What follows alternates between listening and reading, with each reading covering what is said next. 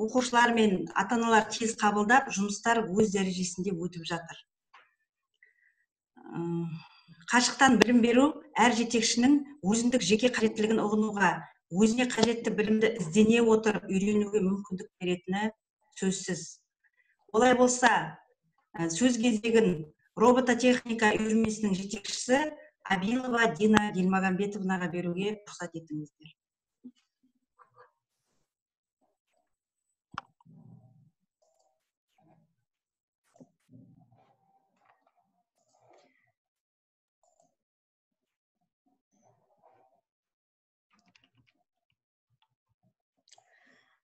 Саламатсыздар ма, құрметті әріптестер? Елімізде болып жатқан төтенше жағдайға байланысты қалыпты кезеңдегі білім беру бағдарламасын қашықтықтан оқыту жүйесіне ауыстырдық.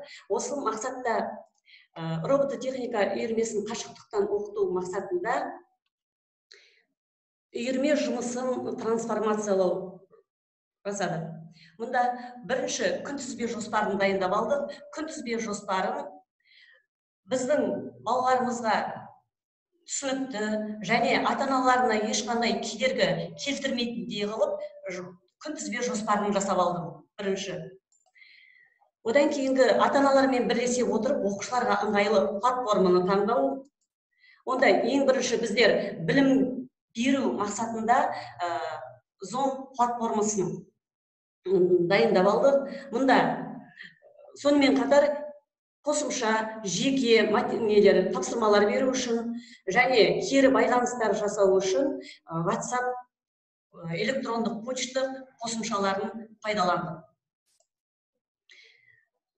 Және сонымен қатар мультимедиалық құрал жабдықтар, яғни балалар қандай құрал жабдықтар бар, компьютер, ноутбук, смартфон, планшет, әрбір баланың қандай жұмыстары, мультимедиалық құралдары бар екенін анықтап алдық.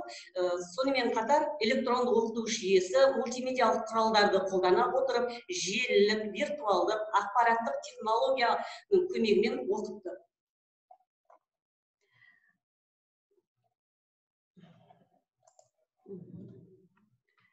Енді осы Zoom платформасы арқылы робототехника онлайн сабағын жүргізді. Сабақ 3 платформада өтті. Бірінші Arduino Uno.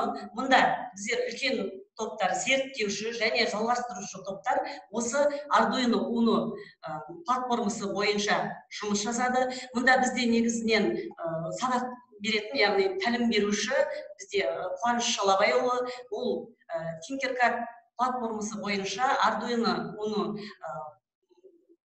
оқытты осы бағдарламаменен және сонымен қатар 3D проектісін айтып балаларға, яғни өз білімін жеткізді. Осы Tinkercad арқылы және басқа да нелер бар. Енді бұларға жеке тоқталуға болатын еді, бірақ бұлар алдыңғы сабақтарда айтылып кеткен екен, сондықтан біз бұларға тоқталмадық. Енді өзімнің жұмысыма келетін болсам, менде негізінен 2 тобым бар. Бастаушы топ 7 және 6 жастағы және 8, 9, 10 жастағы балалар. Негізінен бұл топтарға мен Lego Mindstorms Education бағдарламасы бойынша, платформасы бойынша сабақ жүргіздім. Ондағы жасалынған жұмыстар, яғни қандай жұмыстар жасалынды?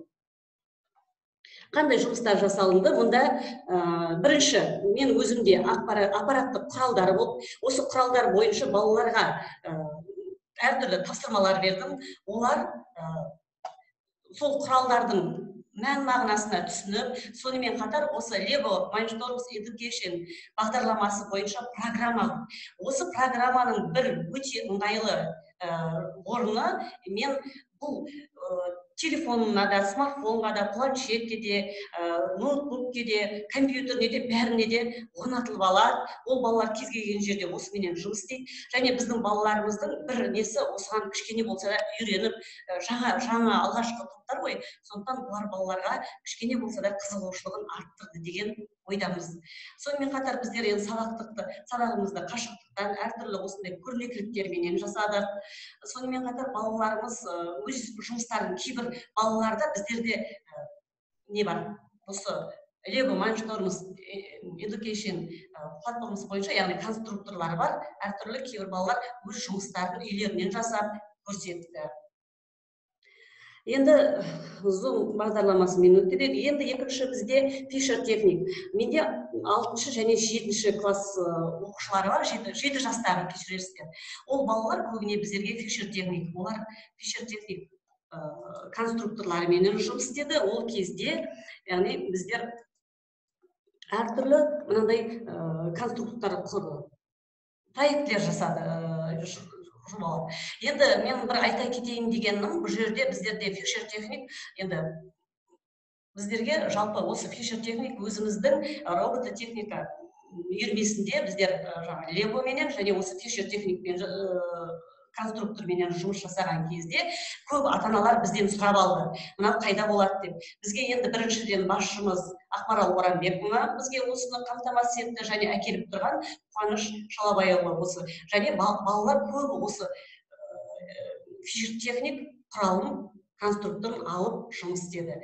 Енді мен қысқаша айта кеткенде, оқушыларды күтілетін қандай нәтиже болды? Осы 2 айдың ішінде оқушылар қашықтан оқу арқылы өз білімдерін жетілдіре алды, және ақпарат жүйелерін пайдалану мүмкіндігі артты.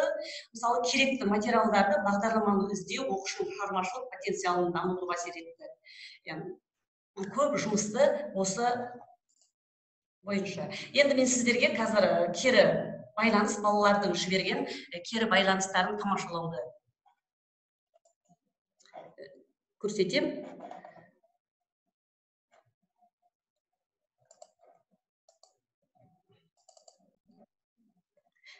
Сәлеметсіз, Дина Ділмағамбетқызы. Мен сіздің шығармашылық тапсырмаңыз бойынша робот қайық жасадым. Бұл робот қайықтың мақсаты судан құтқару және тасымалдау жұмыстарын пайдалану.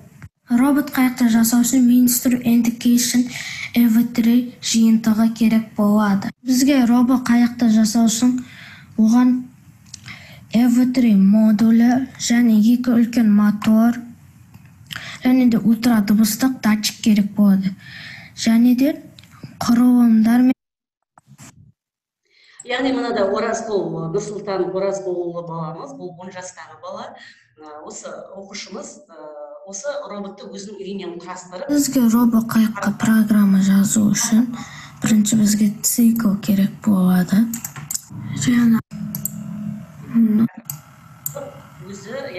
Міне біздің робот қайығымыз. Біз енді бұл робот қайығымызды жүргізіп көреміз.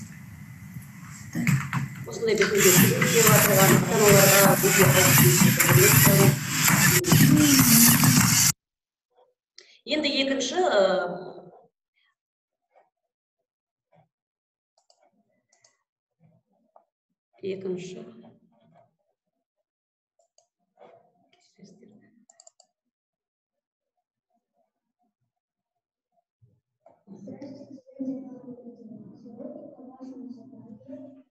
Я выполнила с конструкцией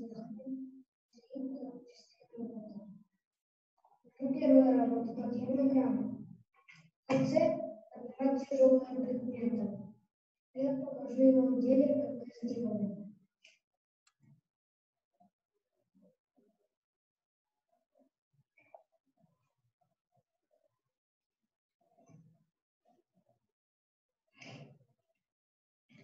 Некен сыпатай,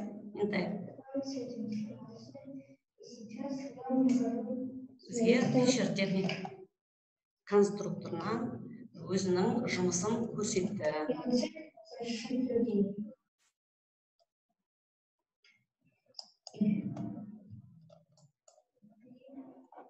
Экожобалау бұл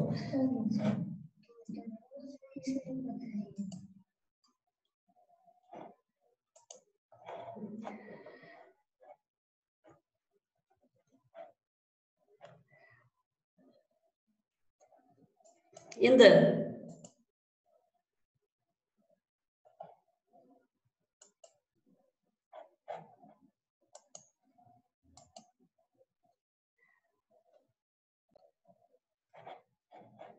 жұмыстарымыз осы. Келесі жұмысты осымен енді бүгінгі менің өзім сіздерге айтатын мен осыменен тамам. Жалпы мен осы Zoom бағдарламасыменен өзімізге қолданылған платформалар туралы айттым. Енді келесі сөзді кеме модельдеу үйірмесінің жетекшісі Қуаныш Шалабайұлына береміз. Рахмет. Саламатсыздар ма, құрметті бүгінгі вебинарға қатысушылар, барлықтарыңыз оразаларыңыз қабыл болсын. Бүгінгі менің тақырыбым үстелдегі кеме жасау, немесе үйірме жұмысын қашықтан оқыту үрдісіне қалай трансформациялау керек. Бүгінгі менде айтылатын андай тақырыптар, менде бүгін кеме моделін жасауда мені үйренесіз, сосын модельдеушінің шеберханасы үй жағдайында қолданылатын материалдар, электронды оқулық, құжаттамалар және үй жағдайында ғылыми зерттеу жұмысымен қалай айналысуға болады, және модель құрастыру технологиясы және мобильді қосымшалар жөнінде айтатын боламын. Өздеріңіз білесіздер, кеме модельдеу техникалық шығармашылықтардың ішіндегі көне түрлердің бірі. Тарихты алып қарасақ, біздің заманымызға дейінгі 3-4 ғасырларда археологиялық қазбалардан кеменің қалдықтары табылған, ойыншықтар. Олар қарап отырсақ, біздің арғы бабаларымыз осындай модельдерді ойыншық ретінде немесе табыну мақсатында қолданып деп ойлаймыз. Географиялық ашулар дәуірінде кеме құрылысы дамыған заманда шамамен 17 ғасырдың орталарында Англияда, Голландия, Ресейде ғылыми модельдер пайда болған. Құсақ элементтеріне дейін жасалған. Ол кездегі ғылыми модельдердің мақсаты тәжірибелерді үлкен кемелерге тәжірибе жүргізу, эксперимент мақсатында қолданылған. Ал енді бүгінгі таңда, мысалы, барлық адамдар бос уақытында кеме моделін құрастырумен айналысады. Жастар да, зейнеттегі әртүрлі сала мамандары. Солардың ішіндегі ең көбісі мектеп оқушылары. Кеме құрастырумен айналысқан білім алушы, оқушылар математикаға, геометрияға қабілетті болады. Сонымен қатар техникалық сызбаларда, сонымен қатар инженерлік қабілеттері артады. Қазіргі таңда үй жағдайда қалай шеберхана қалай жасақтауға болады. Бастапқыда сізге қымбат құрал-саймандардың қажеті жоқ. Дейтұғамен құрастырушыға кейбір құрал-саймандар керек болады. Мысалы, аталық осындай жәшік жасап отырсаңыз, сол бешеде картонның ішіне барлық құрал-саймандарыңызды салып қоюға болады. Сосын қалдықтарды ішіне қалдықтар салып, немесе сызбаларыңызды салып қойсаңыз жөн болады. Сосын әдемілеу үшін кеме суретін жасап қойсаңыз болады. Кеме модель құрастыруда қолданылатын қарапайым және қолжетімді материалдардың бірі, олар мысалы қағаз түрлері немесе картон түрлері. Поляктың кеме моделистері Стефан Смолис деген, Анджей Капельский деген картоннан кеменің барлық түрлерін жасауға болатын технологияларды ұсынды. Және олар басқа модельдерден кем түспейтін кеме құрастыруға болатын дәлелдеп көрсетті. Және олар бұл жөнінде кітапта жазған болатын. Осы кітапта картоннан, қағаздан жасалатын кеменің барлық технологияларын көрсетуге болады.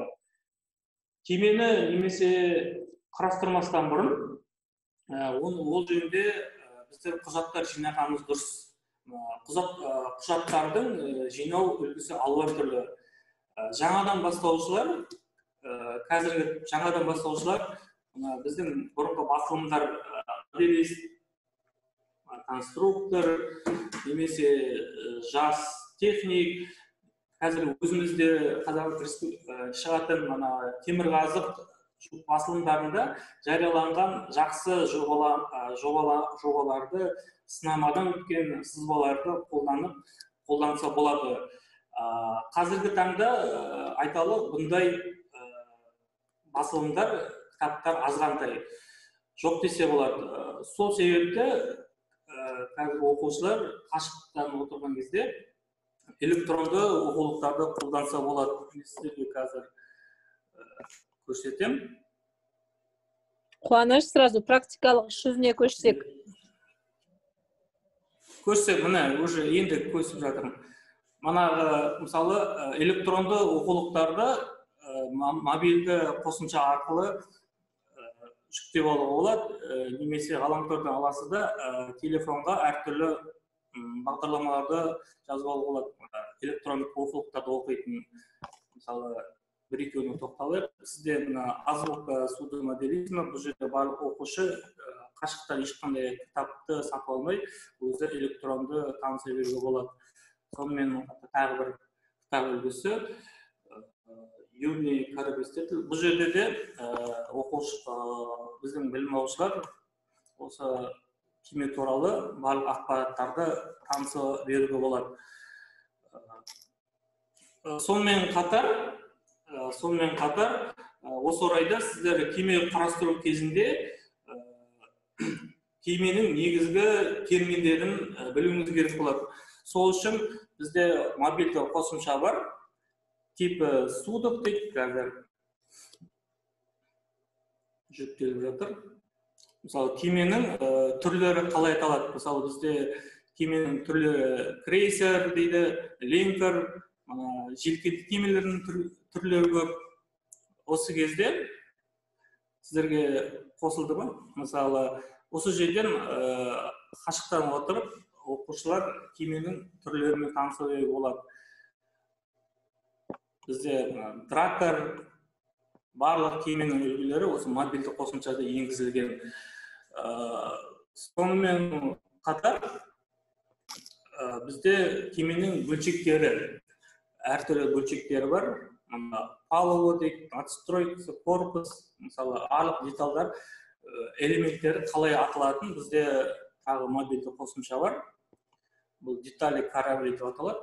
Барлық мобильді қосымшаларды Play Market арқылы жүктеп алсаңыз болады. Бұл жерде кеме қарастыруда элементтер қалай аталатын анықтамалар көрсетілген. Бізде сонымен қатар ғылыми техникалық бағыттағы үйірмелер, тек қана модель құрастырумен айналыспайды, шектеліп қана қоймайды. Сонымен қатар оқушыларымыз ғылыми зерттеу жұмысымен айналысады. Мысалы, осы бағытта бізде өздеріңізге белгілі ұлы өнертапқыштық алғашқы қадам инновациялық идеялар байқауы баршаңызға белгілі. Осы байқауда су көлік саласының техникалық құрастыру деген аталым бар. Барлық көлік, авиа саласында аталымдар бар. Бұл ізденіске толы байқау. Байқаудың жалпы мақсаты су көлік саласында барлық кемені құрастыру. Осы орайда сіздерде Naval Library дейтін мобильді қосымшасында ғылыми зерттеу жұмыстарына керекті ғылыми зерттеу жұмысы кезінде қолдануға болатын қосымша. Бұл жерде дүниежүзіндегі мемлекеттер, соның ішінде біздің Қазақстанда ашық қойдым қазір, қандай су көлік саласында техникалар бар, солардың тарихы, осыларды оқушылар таныса отырып, зерттеп, өздерінің идеясын дамытады және инновациялық өнертабысқа қол жеткізеді деген ойдамыз. Бұл Naval Library мобильді қосымшасы. Сонымен қатар біздер оқыту барысында оқушыларды жалықтырып алмау мақсатында біздер тапсырманы түрлендіріп отыруымыз керек. Айталық, оқушылар алуан түрлі. Бірі қолмен жасағанды ұнатса, бірі заманауи гаджеттермен жұмыс жасағанды ұнатады. Осындай кезде бізде Headlink дейді мобильді қосымшасы бар. Бұны да бұл аймақты жүктеп алса болады. Сіздерге экранға қазір шығарып қойдым. Былай айтса, кемені басқару, виртуалды кемені басқару.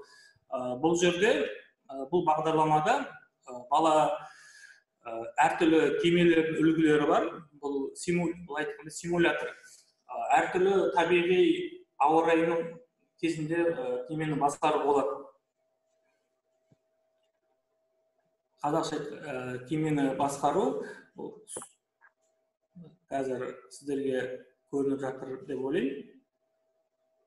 Бұл жерде бұл бағдарламаның кемелері өзі обновление салып тұрады, әртүрлі ауысып. Қазір сіздерде лайнерлер бар, ішінде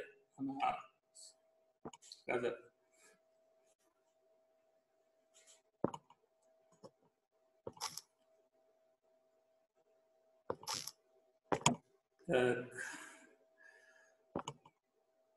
модель құрастыру, мысалы қазіргі таңда үй жағдайында кемені модель құрастыру технологияларына тоқталайық. Мысалы үй жағдайыңызда сіздер қағаз модель құрастырсаңыз болады.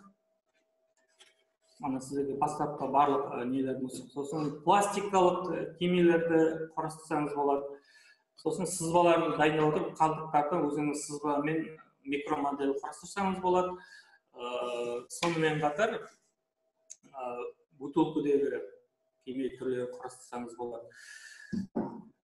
Бүгінгі мен сіздерге осындай ақпараттарды айтатын бүгінгі баяндамам өзі аяқталып қалды. Енді келесі сөз кезегін бізде автоүлгілеу үйірмесінің оқытушысы Исмағұл Мұрат Бейбітұлына жолдаймын. Рахмет. Қайырлы күн, саламатсыздар ма, құрметті әріптестер. Бүгін менің өткізетінім автоүлгілеу автомодель үлгісін өткіземіз. Яғни үй жағдайында бала қолданысқа табылатын материалмен бала өзі жасап шығу қажет. Қазіргі төтенше жағдайға байланысты балалар қашықтан оқыту бағыты бойынша трансформациялау дейді ғой, егер мысалы айтатын болса, яғни балалар оқу процесін үй жағдайында мысалы жұмыстану керек. Мысалы балалар өздері іздену арқылы кез келген қолданыста табылатын материалдарды пайдалану арқылы сол материалды пайдалана отырып, ойластырып, соны үйлестіру арқылы бала соны жасап шығару қажет. Мысалы айтатын болсақ, қандай да бір модель жасалғанда, мысалы қажетті құрылысқа материалы болсын, сондай жағдай үй жағдайында табылмаса, оны картоннан, қағаздан немесе тағы да осы қалбырлардан да жасап шығаруларына болады. Сондай бала өзі сол қолданыста бар нәрселерді жасап шығару арқылы бала өзі модель, автокөліктің моделінің құрылысымен, мәдениетімен, ішкі құрылысымен, бөлшектермен таныс өзі жасап біледі. Мен кері байланыста жасаған оқушының видеосын тамашаласақ,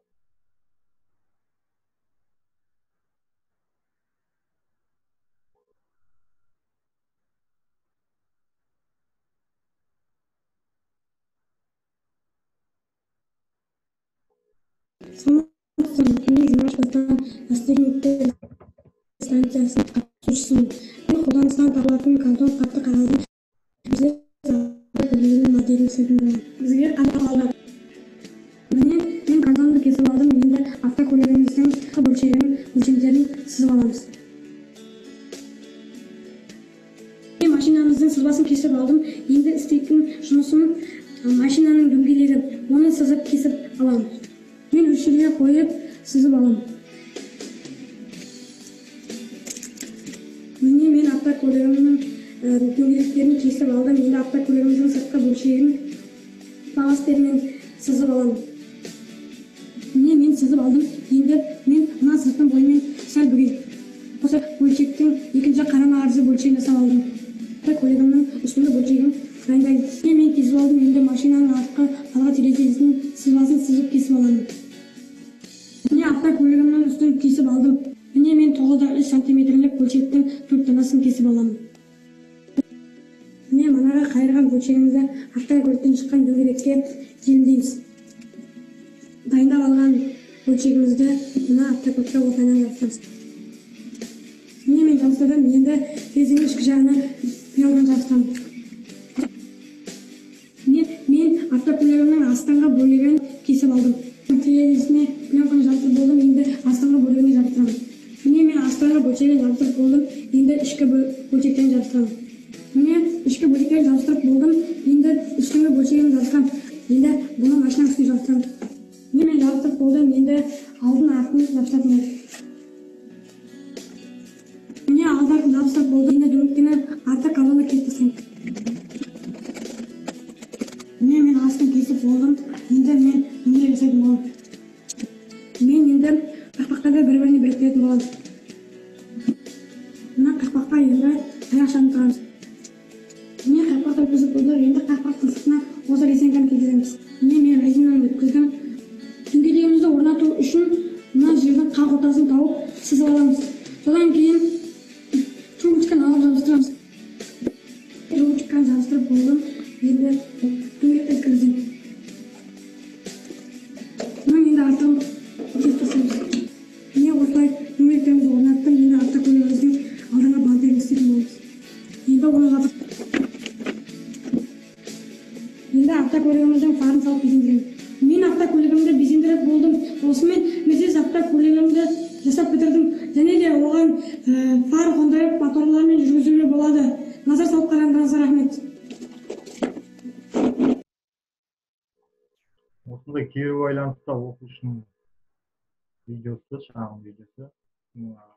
Жаңа айтып өткендей, оқушы үй жағдайында өзі қолданысқа табылатын кез келген материалдарды пайдалану арқылы осыны көріп отқаныңыздай картон қағазынан да пайдаланып жасады. Осы және де оның ішкі жағына электроникада орнатуға да болады, жүргізуге де болады. Егер электроника үй жағдайында табылмаса, резинный моторды пайдаланып резинадан жасауға да болады. Осылай балалар осындай қол табылатын кез келген материалдардан ойластыру арқылы, өздерінің ойлау қабілеттерін арттыру арқылы осындай ойластырып жасауларына да болады. Осымен менің шағын видеом оқушының кері байланысты видеосын көрсеттім. Осымен мен дайындаған жұмысым болды. Көп рахмет. Рахмет, құрметті педагогтар. Ақмарал Орамбековна, тағы қосарларыңыз болса толықтырсаңыздар болады. Ортамызда қосымша білім беру оқыту әдістемелік орталығының басшысының орынбасары Сындар Мұратқызы отыр. Сындар Мұратовна. Саламатсың әріптестер. Естіліп тұр ма даусым? Естіліп тұр, тамаша. Құрметті әріптестер, саламатсыздар ма? Біз сіздерді көргенімізге өте қуаныштымыз. Осы қашықтықтан оқыту арқылы, вебинар арқылы сіздермен танысып жатырмыз. Әлі де кездесуге мүмкіндік болатын шығар. Сіздерді техникалық орталықтардың жұмыстарын көріп, вебинарлар біз күн сайын, әрі көрген сайын таңғалудамыз.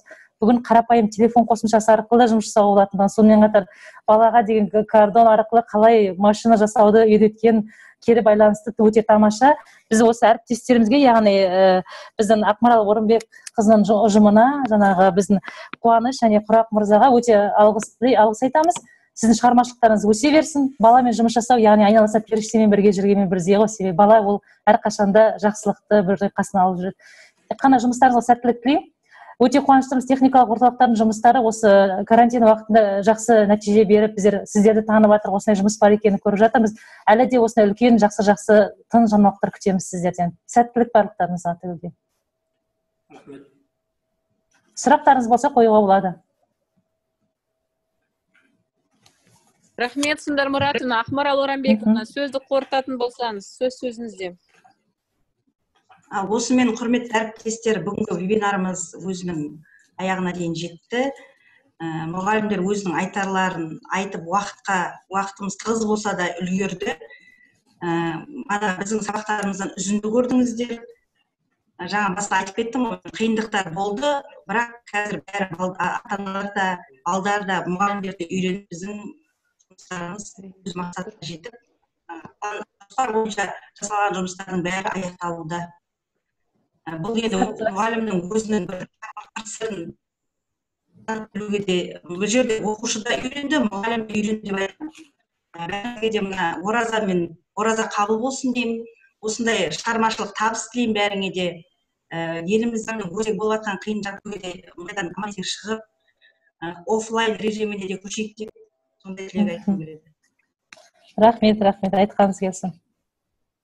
Яғни ол не деген сөз? Біздің педагогтарымыздың қолынан барлығы да келеді. Онлайнда, офлайнда қандай жағдай болмасын, біздің шығармашылық ұстаздар әрбір жерден өз жолын, тиімді жолын табады деген сенімдеміз. Сіздерге үлкен рахмет. Барлық педагогтарға тек қана шығармашылық табыс тілейміз. Сіздерге осында, яғни тек қана жай жұмысты көрсетпей, ондағы балалардың кері байланысын көргеніміз үшін, балалардың сабақ жасаған ісін көргеніміз үшін қуаныштымыз.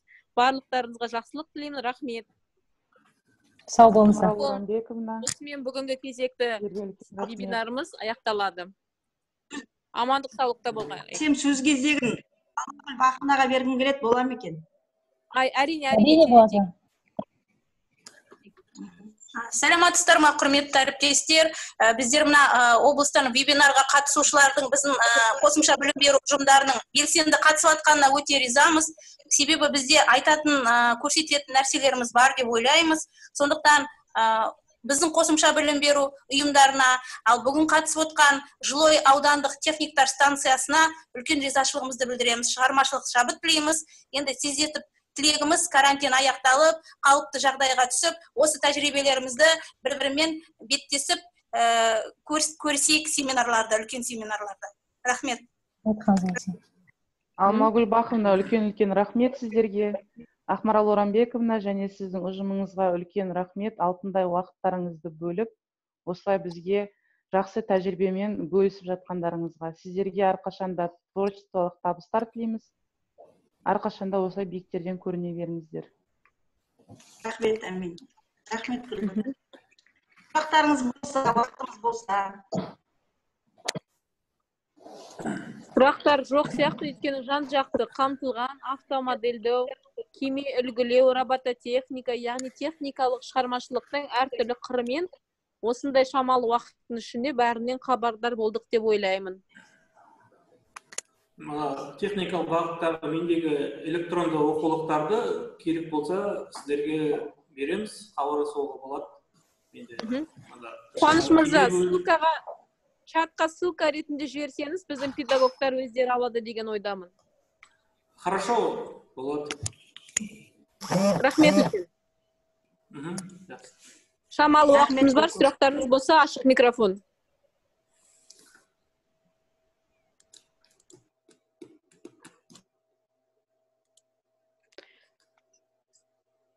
Құрметті педагогтар, барлығы өте түсінікті, мұқият, жақсы ақпарат болды, жақсы дайындалған вебинар. Алғысымызды білдіре отырып, сау саламатта болайық, тек қоштасайық. Сау болыңыздар. Жақсы сау. Рахмет. Рахмет.